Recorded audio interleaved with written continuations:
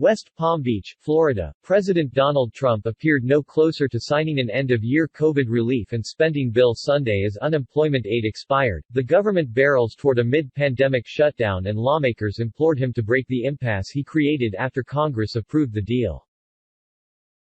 The fate of the bipartisan package remained in limbo after Trump blindsided members of both parties with a demand for larger COVID relief checks and complained about poor spending, even as help for millions of Americans struggling to make ends meet lapsed overnight.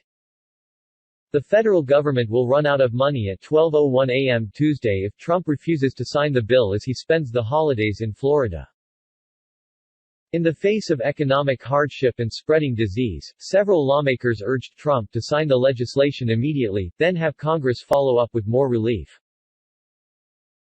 "What the president is doing right now is unbelievably cruel," Senator Bernie Sanders of Vermont said Sunday.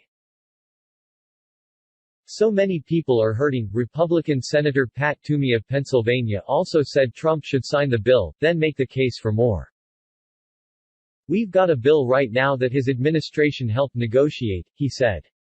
"I think we ought to get that done." That point was echoed by Maryland Governor Larry Hogan, a Republican who's criticized Trump's pandemic response and his efforts to undo the election results. "I just gave up guessing what he might do next," he said. Hogan and Sanders spoke on ABC's This Week, Toomey on Fox News Sunday. In South Bend, Indiana, Lanatrice Haynes, a self-employed single mother of 3, stood to lose her $129 weekly jobless benefit unless Trump signed the package into law or succeeded in his improbable quest for changes. "It's a chess game and we are pawns," she said. Trump was spending Sunday golfing at his West Palm Beach course. He has given no indication he plans to sign the bill as he spends the last days of his presidency in a rage.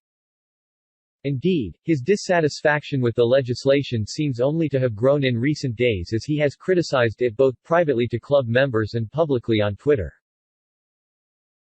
"I simply want to get our great people $2,000, rather than the measly $600 that is now in the bill," he tweeted Saturday.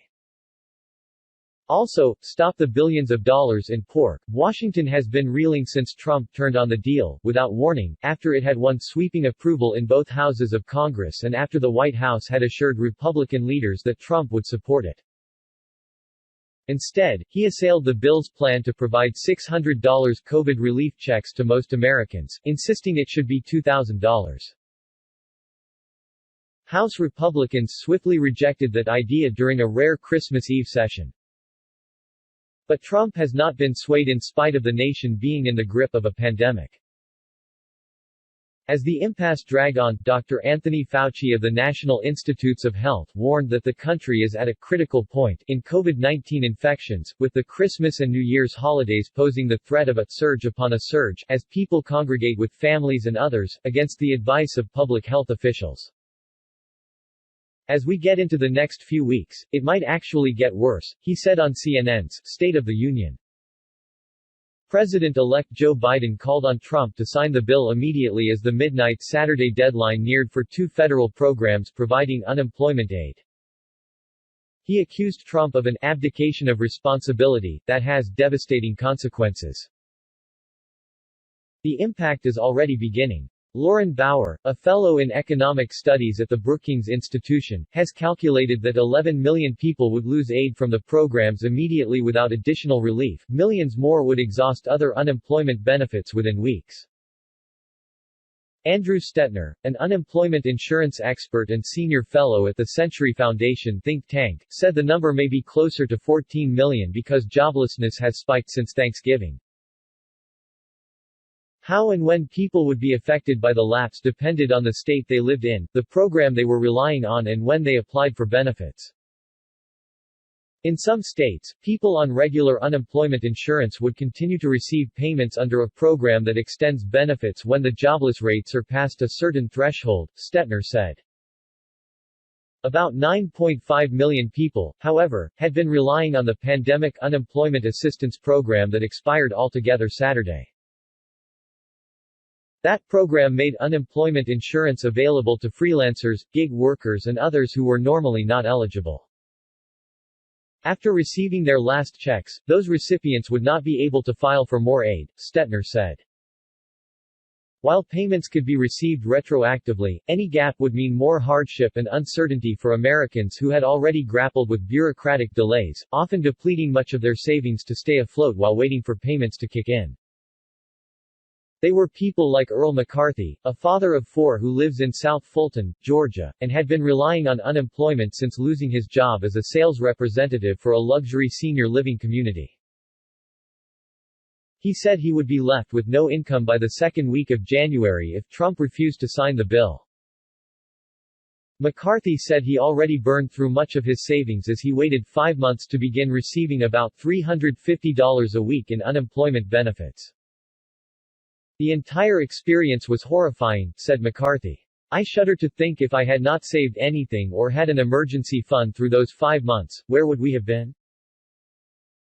He added, it's going to be difficult if the president doesn't sign this bill. The bill would also activate a weekly $300 federal supplement to unemployment payments.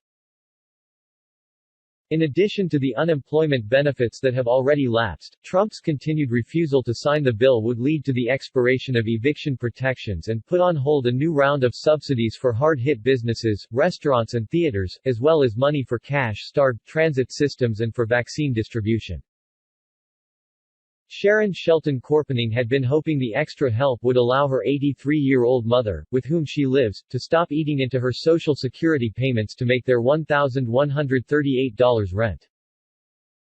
Corpening, who lives in the Atlanta area, had launched a freelance content strategy business that was just taking off before the pandemic hit, prompting several of her contracts to fall through.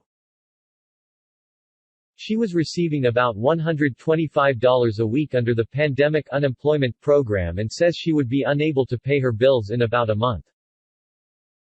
This, despite her temporary work for the U.S. Census and as an elections poll worker. On the brink, Corpening, who lobbies for Unemployment Action, a project launched by the Center for Popular Democracy to fight for relief, said of her predicament. One more month, if that.